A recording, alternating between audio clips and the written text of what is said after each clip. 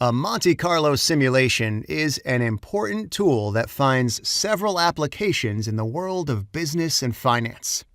When we run a Monte Carlo simulation, we are interested in observing the different possible realizations of a future event. What happens in real life is just one of the possible outcomes of any event. If a basketball player shoots a free throw at the end of a game and the game is tied, there are two possibilities. He scores and wins the game, or he doesn't. What we see in practice is the state of the world that comes into realization. However, this doesn't tell us much about the player's chances of scoring the free throw beforehand, right? And that's where a Monte Carlo simulation comes in handy. We can use past data, something we already know, to create a simulation, a new set of fictional but sensible data. These realizations are generated by observing the distribution of the historical data and calculating its mean and variance. The new data set is larger than the initial set, and it allows us to see what would have happened if the player was supposed to shoot the final free throw 1,000 times, for instance.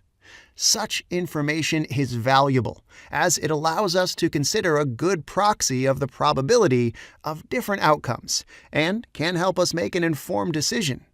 Monte Carlo simulations are used in corporate finance, investment valuation, asset management, risk management, estimating insurance liabilities, pricing of options, and other derivatives. The large level of uncertainty in finance makes Monte Carlo a valuable tool that improves the decision-making process when several random variables are in play.